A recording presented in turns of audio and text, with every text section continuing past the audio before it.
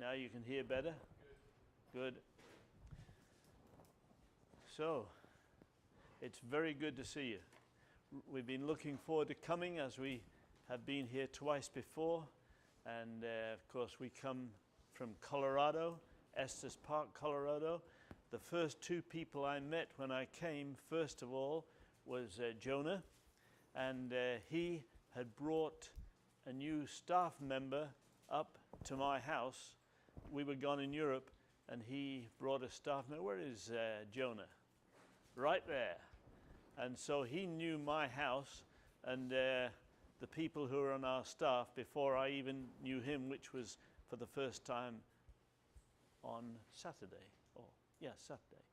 So thanks a lot, Jonah. And then the next person I met was none other than the great Brady. Brody. And Brody, of course, knew my son Ben, who lives in Portland and is a pastor and administrator of a group of churches. And so it was very good to meet Brody. And obviously, different persons, one punk and one more probably conservative from appearance.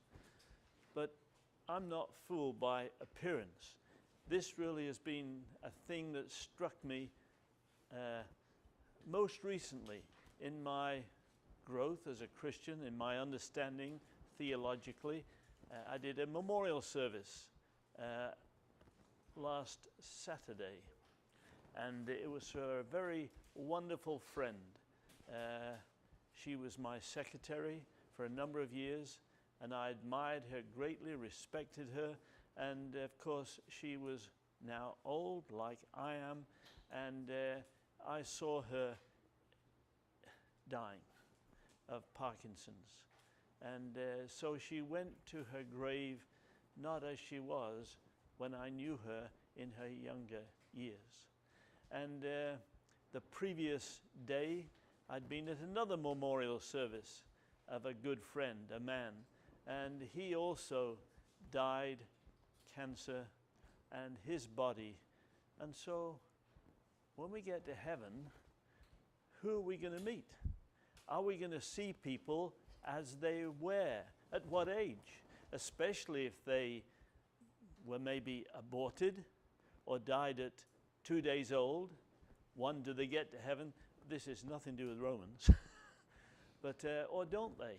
Well, we'll have our own opinions about that. But are we therefore going to see an aborted baby? No, that wouldn't make sense.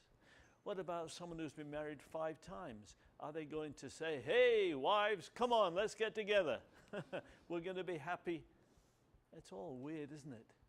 We don't understand those things. But one thing that became very clear to me was that God, we leave the body, these clothes we live in, this body that deteriorates, and yours are just beginning to deteriorate. Mine's quite a long way down the trail.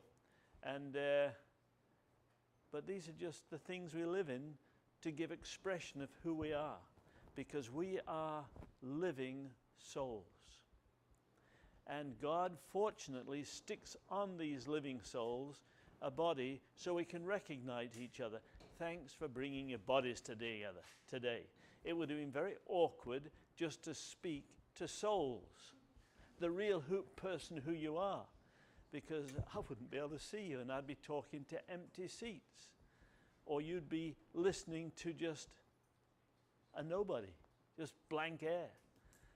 And so since last Saturday, I've really been thinking about this, and I see people not in their body or how they appear or how they talk, but really people who they really are.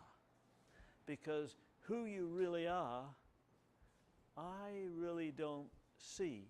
I don't know. You know much more about you than I do or anyone else knows, because you know who you are inside. And so now when I see an old person or someone who's a little unusual, forget it. There is a soul whom God knows, and that soul, whatever they look like on the outside, is irrelevant. It's how the soul relates to the living God. So that's just a little thought that came to mind just now as I meet, coming here, two different people. Jonah from Fort Collins, Brody from Portland. Very different outwardly, but God sees the soul. Isn't that cool? To me it is, because I don't have to be distracted by a person's outward appearance any more than you should be distracted by mine, a gray-haired old man. When we get to heaven, who are you going to meet? Obviously, my soul, my body, away from the body, present with the Lord. So we could pursue this, of course, debate-wise for a long time, because there's so many questions that are hard to answer. So Paul, in the book of Romans, and we're going to study Romans this week. When I say study, we're going to run through it, because there are 16 chapters. I have 8 hours. That's tough for me. Maybe others can do it well. I'm going to be frustrated, so I'll try not to express it so you don't feel frustrated with me and yourself. Because I like to take about 4 or 5 hours a chapter, and we've got 2 chapters per hour, basically looking at it across the board. So hopefully by the end, you'll at least get an idea of what Romans is about, because as Nate said, it's his favorite book. It probably is mine too, but I find it very frustrating, just so you know up front, to try and cover it so that you can understand, that's why they like it so much in the 8 hours we have together. But there's not a clock in here, so I can just keep going till tonight, except that you would leave and give me a bad look. So I have got someone waving to me near the end of the hour, so that I will stop. And you can have a break in between, even though there's no break on the schedule. It goes from now till 11, and then 11 till 12. But I do know that you need to have a pee break, or a gossip break, or get outside, whatever it is. So Paul introduced himself in the book of Romans, fairly briefly, but of course we do know something about him. And so I think it's appropriate that I introduce myself, and then I want to get Bonnie to say a little bit about herself and maybe our kids and grandchildren. We don't have great-grandchildren yet, but who knows? The day will come. So I need to start, not because I need to, but I want to, just to give you some perspective as to why you're here. Nate kind of intimated this, and that's because my dad, who grew up in a non-believing home, it was recognized as a Christian home because they went as a family to the Anglican church. And then the vicar would come back to their house every Sunday for lunch, and they'd have a nice whatever and smoke their cigars at the end of the meal. I was there, I know that. There was no real understanding of what it is to have a relationship with God through Jesus.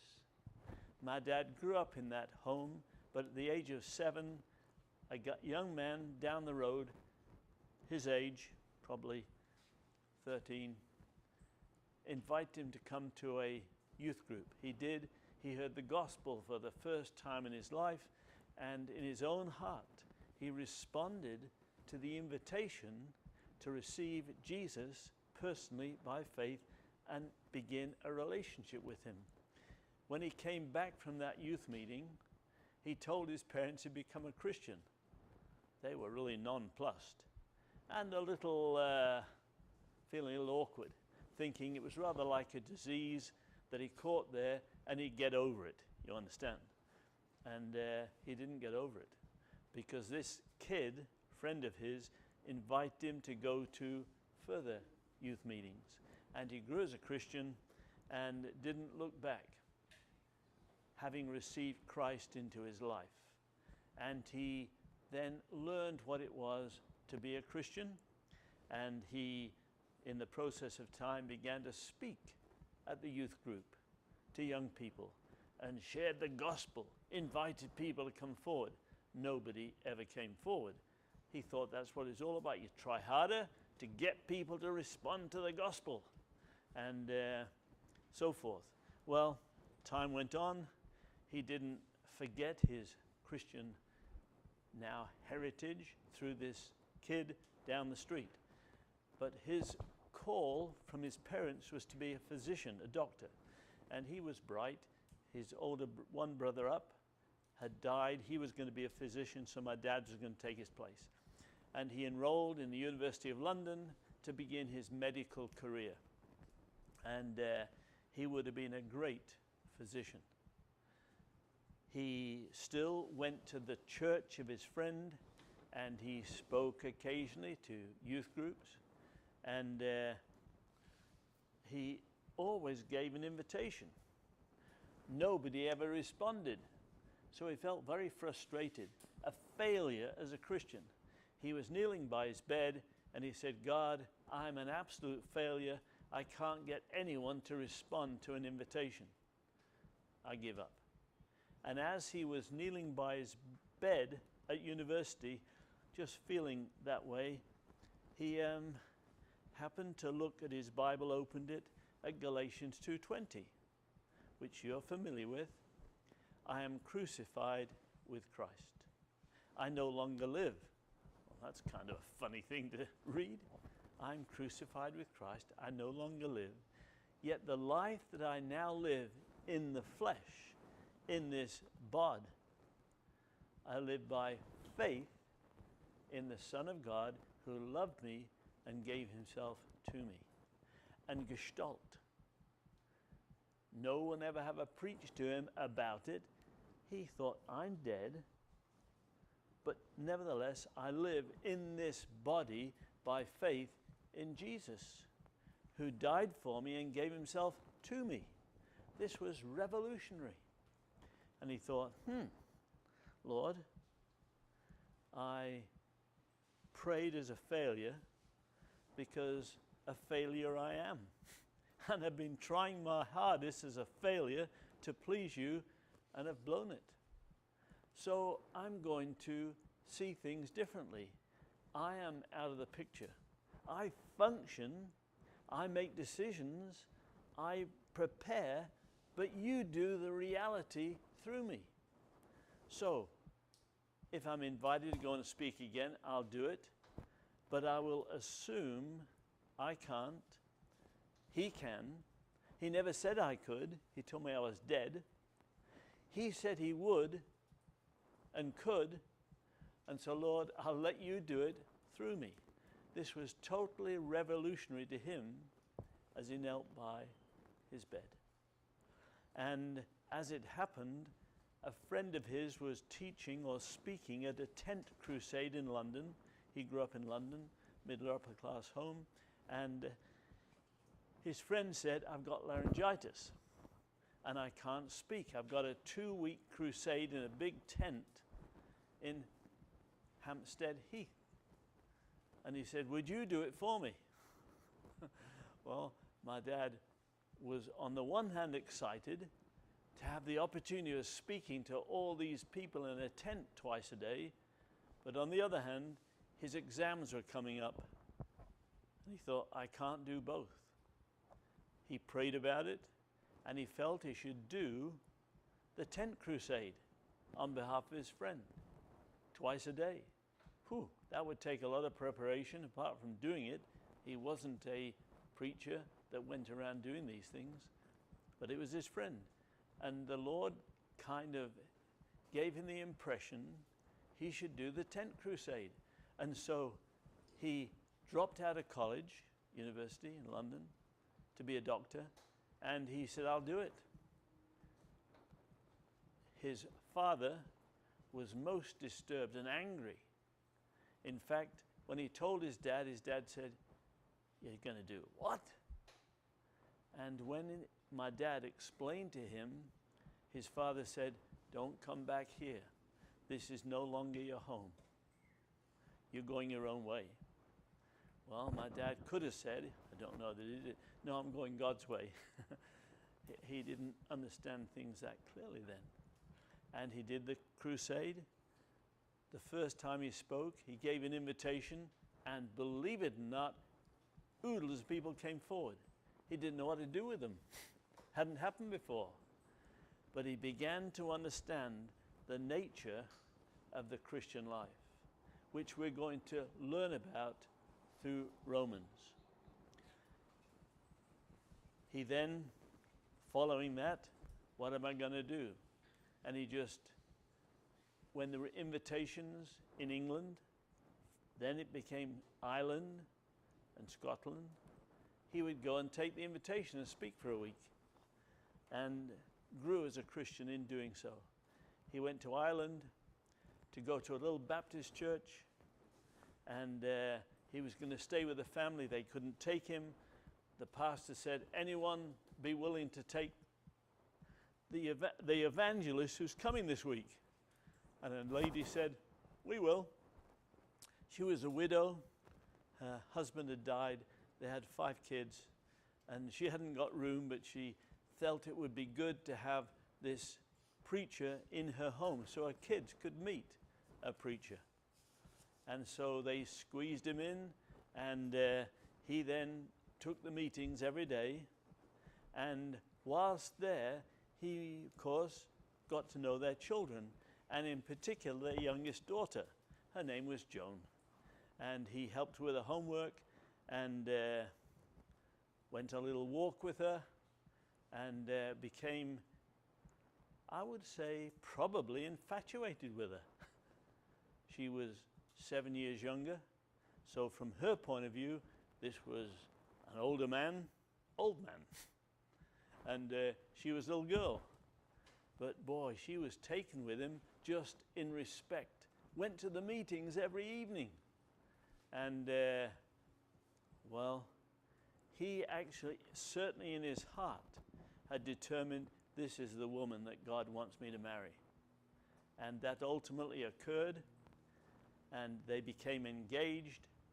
He was called up into the military, to the war. The Second World War had just begun, and he was prepared then to go and fight the Germans. And they just got engaged. The issue was, do we get married before I go, or when I get back, if I get back? And I don't know what the dynamic was in that conversation, because there was only a day or two to go before, after they got engaged. And they determined, we'll get married beforehand, crazy as it seems. So they became married. He took off to the war, and it's quite a long story. I won't bore you with it, but he excelled in the military, in the Royal Fusiliers.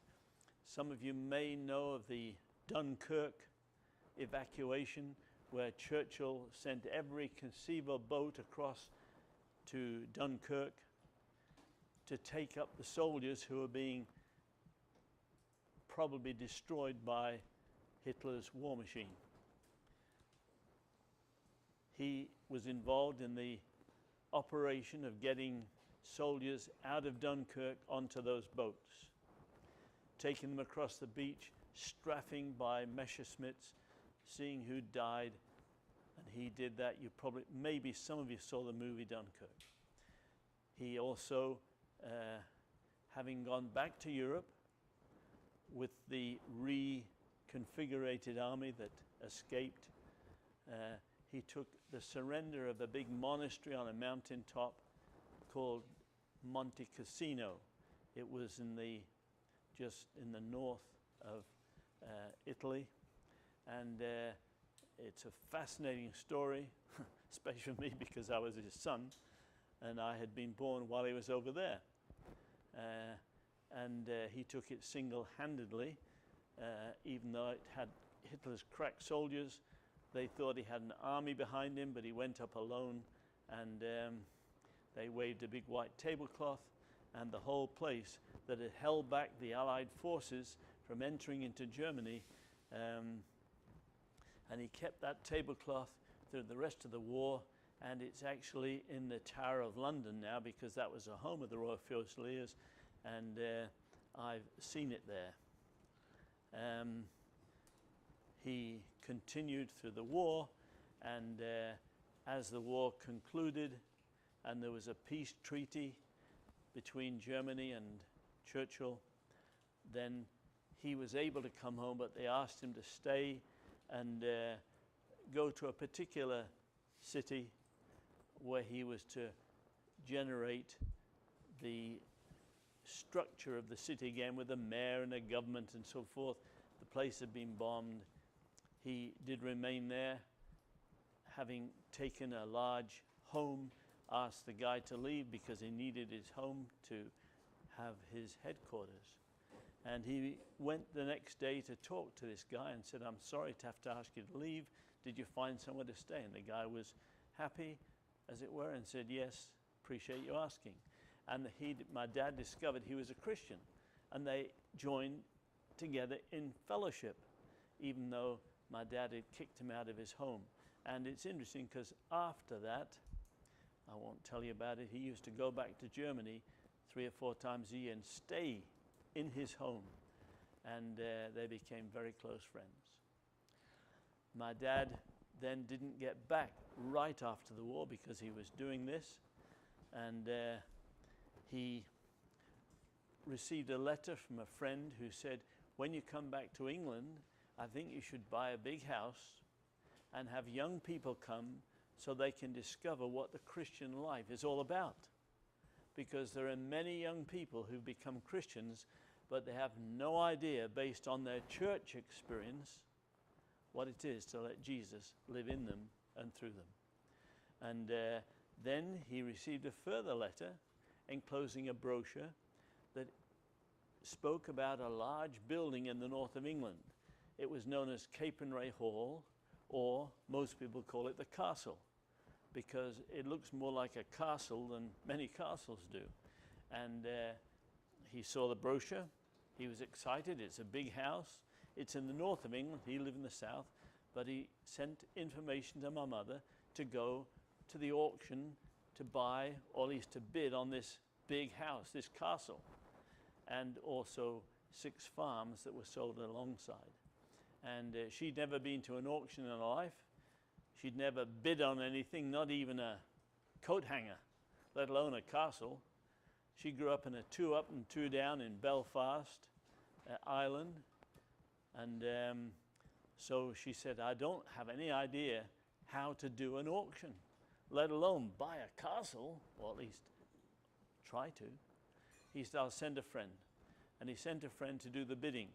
They arrived up there, stayed in a local pub, and the friend who was going to do the bidding for her went out in the morning, and he bumped into a guy, and they started talking, and the guy said, "What are you doing here?"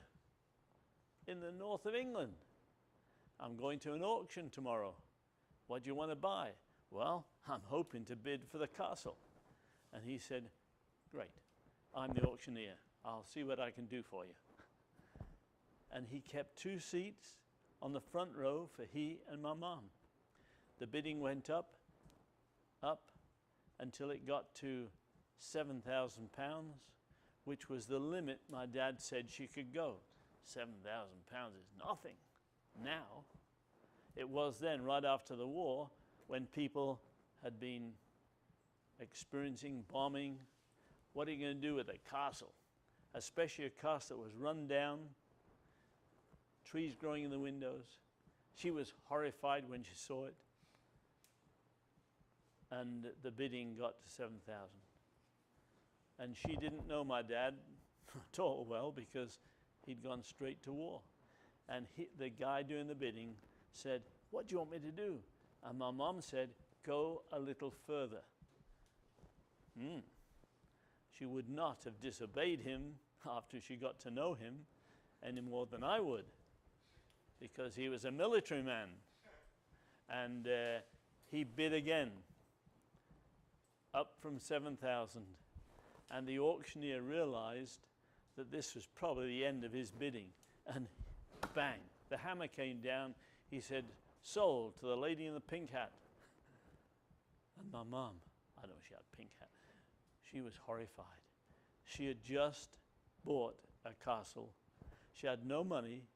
She had a little baby, and her husband was in Germany. Oh dear. I'm going on too long.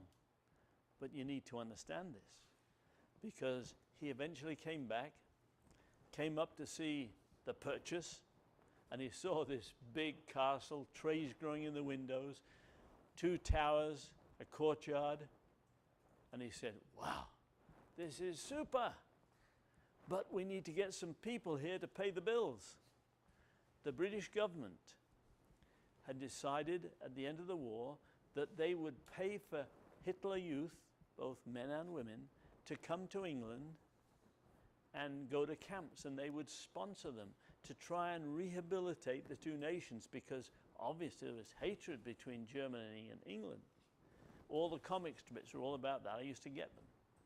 And my dad went to London, talked to the appropriate authorities, said, "Look, can we have some of those Hitler Youth to come to our camp, this castle?"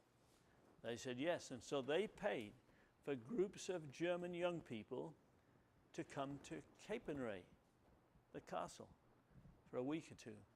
And my dad would preach to them.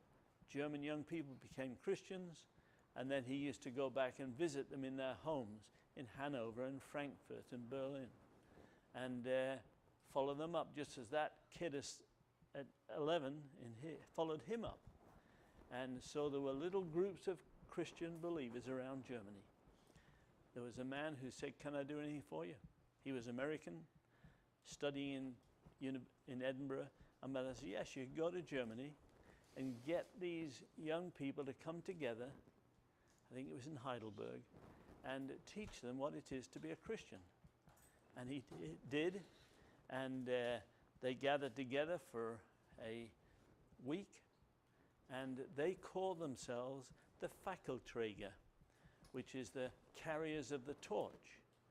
Translated into English would be torch bearers, the carriers of the torch. And that's why you know, some of you, this word torch bearers, because that was how we were identified in those early days, and still, torch bearers. And my dad then had them come to Capernwray, but the ones in Germany, he couldn't bring them all back.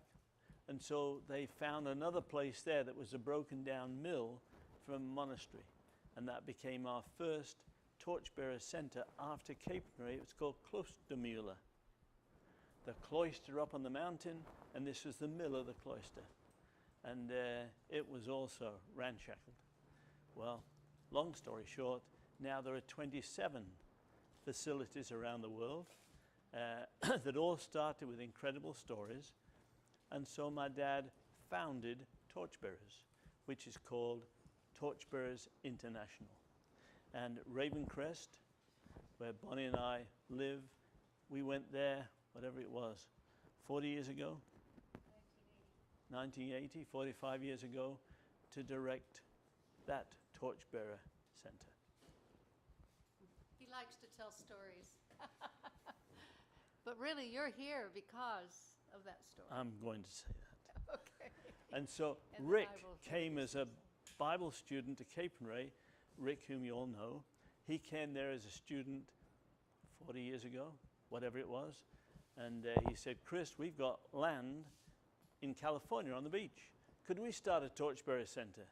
And I was working at Capernwray, the castle, but I wasn't in charge of anything.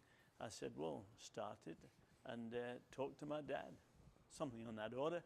They moved from California, as you know, and they came to Kauai, and they got land near the coast here. And he began a church, and then subsequently, just 4 years ago, I think it was, 5 years ago. We've come 3 years, 4 years ago. And they developed a school. And you are in that school because Rick gained a vision at Capernwray when he came as a student. We could do that in California. Now we could do it in Kauai. And here it is, the Anchor House.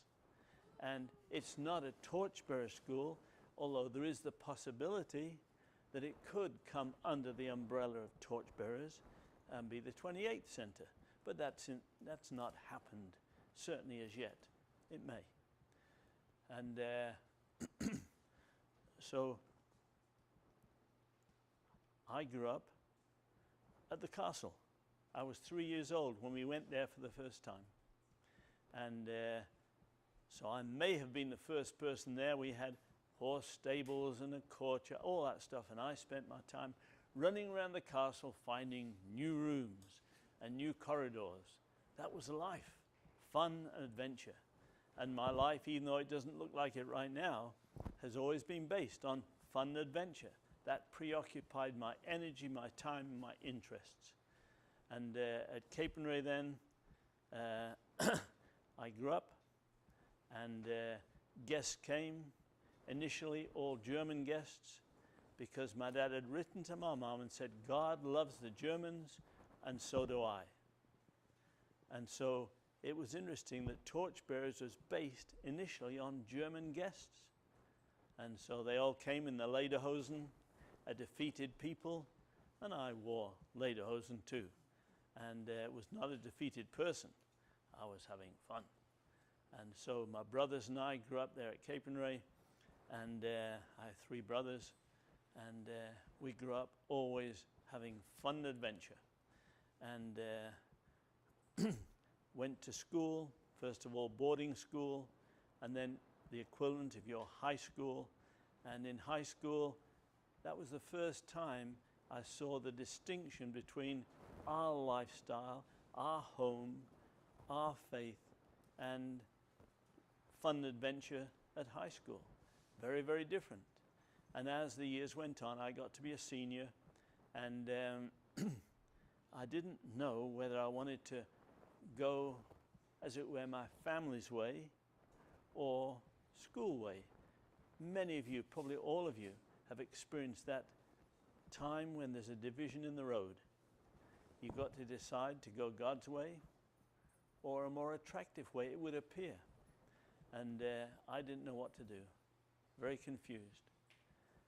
And my dad said, just before I graduated, would you like to go to New Zealand? And I said, New Zealand? That's the bottom of the world, and we're up here on our maps. On their maps, it's the other way around. And I said, New Zealand? Whew. He said, you could go with Murray. He was a young New Zealand boy, a year younger than I, had been at Capernwray, the castle, for a summer. And I thought about it and thought, that'd be kind of an adventure. And so I said yes. And so he paid my way to go to New Zealand. And he said, go for as long as you like, do whatever you like. And if you want to come home, provided you can pay your own way. What an opportunity. What a challenge. What do you want to do?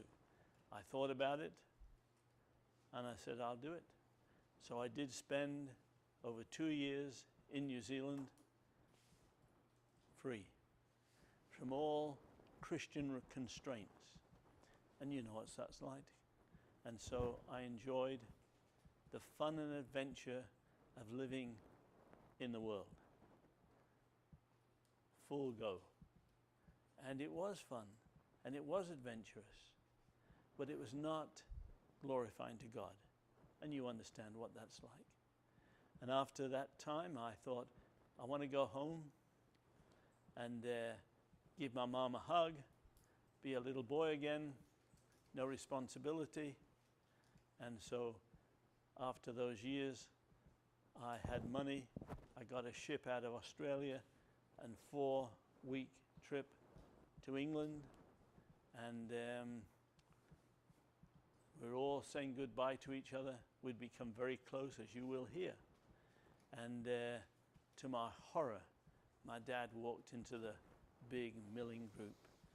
Oh, I never thought for 1 minute that he would drive down from the north of England to Southampton to meet me and take me home. I thought, I'm going to have to spend 8 or 9 hours in a box with him interrogating me as to what I did in New Zealand. I was horrified and fearful. But my dad loved me. He never asked me any awkward questions. He probably knew the answers anyway. And I got back to Capernwray feeling very much out of place because I'd been, as it were, in the world, and now I'm in this hotbed of Bible school, just like you are here. And I got to know some of the students. I started a farm, and when it was a boring lecture, I did farm work. When it was an exciting lecture, I came to some of the classes with them. And start a farm, sheep farm initially, went well. And then my dad said, how would you like to go to Bible school? I said, I can't go to Bible school. I don't have grades to go to Bible school. I played too much, fun adventure. And he said, well, you could go to a college or university in the United States. Anyone can get in there. I thought, you must be joking. Before I knew it, you're kidding. That's why I came up here. I know you did. So in that I have this hour and the next hour, I don't think it would be a problem for Bonnie just to take a few minutes to tell you just a little bit about her, maybe our kids, and then we'll take the break, 10-minute break, and then we'll roll into Romans. God says, if any man lack wisdom, let him ask of God, or old people who have walked with God.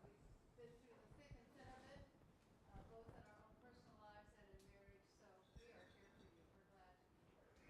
And I will only say that I have this struggle that I can't see. I walked into a glass door already this morning. If you see me doing anything dangerous, we're at me, please. Chris has to be my eyes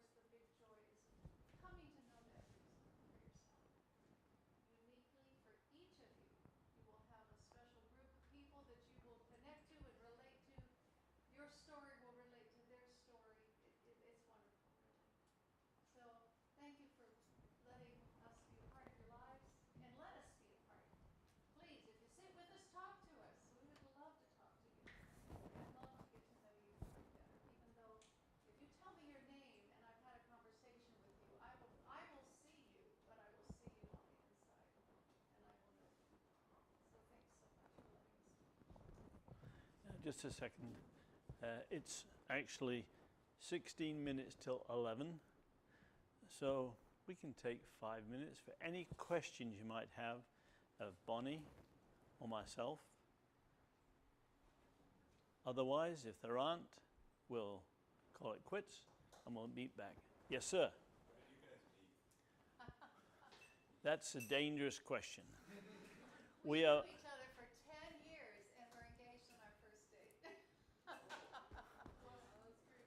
and we got married on the only Saturday my dad had free in the whole year. And so we didn't know each other very well. Can I And tell a story quick? go ahead. Since Her you're gonna version go is over different Bonnie, than mine. I will say that one of the amazing things is I was anticipating a proposal from a guy. I was with Campus Crusade for Christ for several years, and he was on staff. And I got a letter from Chris. Chris would write once every 6 months. Our home was his home in the States when he went to Columbia International University, and so we were just friends. But I was in love with him. But I didn't know that he'd gone back to England. I didn't know if he would ever love me. And so I thought this guy might be my only chance, to get married. And a lot of girls grab that guy that says, will you, because they think that there will never be anybody else. And I was sort of in that boat. And he was a nice guy. I mean, a great Christian guy in ministry. But Chris sent me this letter, and he said, my mom used to say, whoever you marry, you need to love, respect, and be proud of. Do you love, respect, are you proud of him? Well, I didn't know what love was. I respected him. Good person. But was I proud of him? No. The only person that met those 3 qualifications. And so I called off that and waited on the Lord, and within the next 2 years, we were engaged. Eugene. Question for Mr. Bonnie. Sorry, for Mrs. Bonnie. Oh my gosh, and Mr. Chris. When how was the wedding proposal like? Well, Bonnie, after these 10 years, she wrote to me and said, I could come to Capernwray in England if it'd be okay with you. And that made me nervous for different reasons. And when I'd sat on that for a while, I wrote back and said, yes, you can come. Understand, it's not a date, as it were. We're not in love with each other. I certainly was not. I respected Bonnie. I was proud of Bonnie. But did I love her? I didn't know. Probably not. Emotionally. What does a guy know about love? I didn't know much. And it happened, and Bonnie would have the story clearer, that she, to my horror, I learned later, had bought a ticket before she got my letter back. And she'd bought a ticket to come to England, and I hadn't said you could come. But it was a good thing she did, because the airline went on strike, and she couldn't have got a ticket. So I would say in God's economy, she already prepared the way. She came, I met her, and she came for about 3 weeks. And I was very busy with running the castle, and I threw my hands up in the air, saying, I know, God, I just don't know. I don't love her, but what's the right thing to do? And I didn't get an answer. It was maybe 2 days before Bonnie was to go back to the States, South Carolina, and I was going from one lounge. Has anyone been to Capernwray? No. Big lounge, other big lounge, little passage in between, and I was going from one lounge to the other, and in that passage, I can't explain to you, I just knew I wanted to marry Bonnie. Did I love her? I still didn't know the answer to that, but I knew that I would spend the rest of my life with her happily, and so I went, and there she was. And so I went over to her and I said, I don't remember what I said. I think, would you like to come to a meal? And I'd arranged to go to a country pub, great place. And I thought it was my Dear John dinner, like, nice being friends, but I'm going to send you home to America. so we went, and I enjoyed the meal. Bonnie obviously didn't. She didn't order very much. My plan was to propose to her at the meal. Answering your question, I couldn't do it. It was too contrary to the flow of our lives. So we left, and it was pouring with rain, and I thought, man, I've got to ask her if she'll marry me before we get back to the castle. And so I pulled up and said that I've been thinking about our relationship. She thought in her mind, what relationship? And I said, I want to ask you to marry me. And she said, but you don't love me.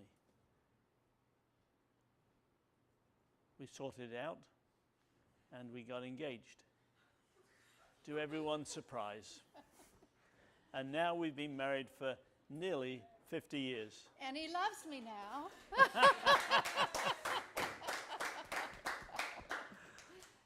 So it's all different ways for different people. You'll have your story. Okay, we can take one more question if there is one.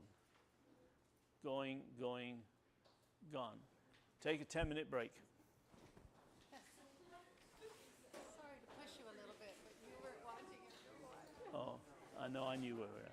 Have a fun time. Next That's hour. the plan.